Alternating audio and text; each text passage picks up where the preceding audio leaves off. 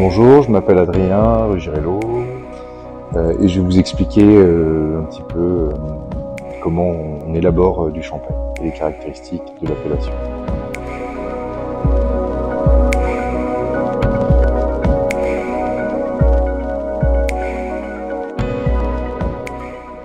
Alors, pour vous parler un petit peu de l'appellation Champagne, donc la Champagne, le vin de Champagne est élaboré uniquement dans l'aire d'appellation Champagne, donc il n'y a de Champagne qu'en Champagne, c'est-à-dire que vous ne pourrez appeler un vin de Champagne qui est uniquement issu de la région Champagne et donc de France. Voilà. Il n'y a pas d'autre Champagne dans le monde que le Champagne français qui vient de Champagne. Il y a à peu près 300 villages différents en Champagne qui ont l'appellation, donc qui sont autorisés à produire des vins de Champagne.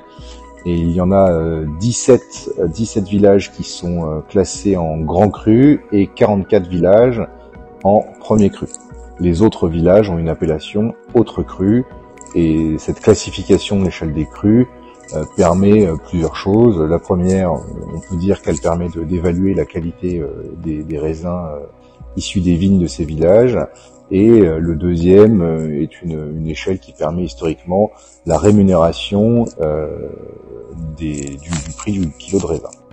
Concernant l'élaboration du vin de Champagne, donc la première grande étape, ça va être la récolte, donc c'est-à-dire la vendange. Donc les viticulteurs vont venir cueillir les raisins qui sont sur les vignes.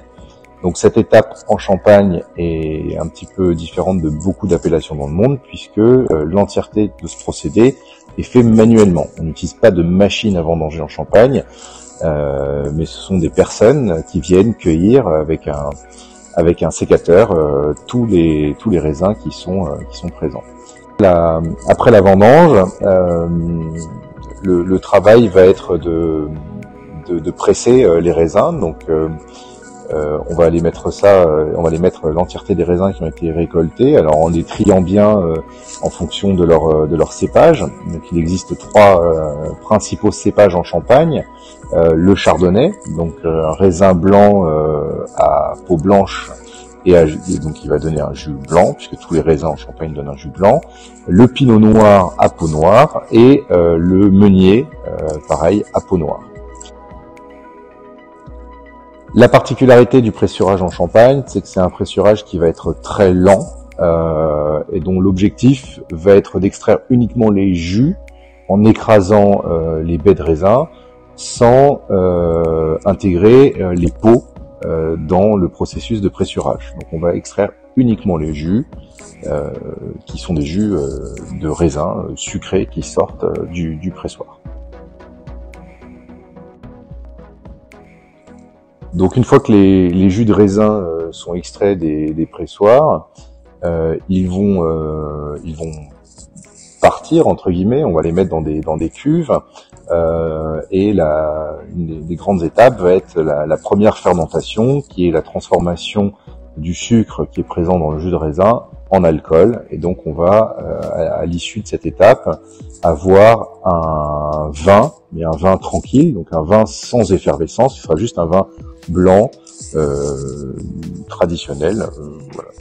Une des secondes étapes, mais qui est optionnelle, ça va être donc la fermentation malolactique, qui est un procédé qui consiste à donner de la rondeur au vin, à leur donner un petit peu de réduire légèrement l'acidité présente naturellement dans le vin. Comme j'ai dit, cette étape n'est pas une étape obligatoire. Beaucoup de producteurs ou de maisons mettent en place ce procédé de fermentation malolactique, mais encore une fois, il n'est pas obligatoire. Certaines personnes peuvent décider de ne pas la faire, et ce qui va donner une stylistique un petit peu particulière au vin. C'est vraiment le choix du vigneron, du chef de cave.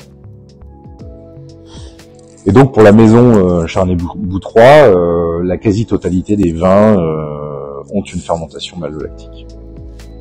La troisième grande étape de l'élaboration du vin de Champagne va être donc la prise de mousse. Donc c'est-à-dire qu'on va mettre maintenant le vin en bouteille avec des levures. et qu'on va mettre en cave pendant plusieurs années. Et là, le vin va pouvoir tranquillement faire sa prise de mousse. Donc, c'est-à-dire que on va, avec les levures, générer en fait du gaz carbonique au sein de la bouteille de champagne qui est enfermée, hein, puisque c'est étanche et hermétique pendant cette période de prise de mousse. Et donc, ça va amener la bouteille à une pression d'à peu près 6 bars dans la bouteille. Alors, ce qui est bon à savoir aussi, c'est que l'appellation, donc le cahier des charges Champagne, réglemente la durée de vieillissement minimum pour l'élaboration du champagne.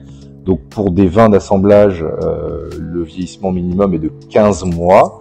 Alors, pour la maison Charnay-Boutroy, on va plutôt être aux alentours des 36 mois minimum, mais on peut aller aussi au-delà sur des cuvées millésimées, hein, ça peut être 5 ans, 6 ans, 7 ans. Et pour les millésimes en Champagne, le minimum est de 3 ans. Autre chose qui est bon à savoir, c'est que contrairement à beaucoup d'autres vins, le champagne est vieilli dans la cave du vigneron ou de la maison et conservé pendant toute cette période. Et donc le champagne, quand il est mis en commercialisation, c'est un produit qui est prêt à boire et qui est jugé être à son optimum pour la dégustation. Voilà. Contrairement aux autres vins qui sont vendangés et mis en bouteille la même année et qui sont ensuite commercialisés, c'est au client de faire vieillir dans sa cave. Pour les vins de champagne, c'est un petit peu différent puisque c'est le vigneron qui s'est chargé de cette étape et quand il vous le vend au bon moment et donc au moment de le consommer.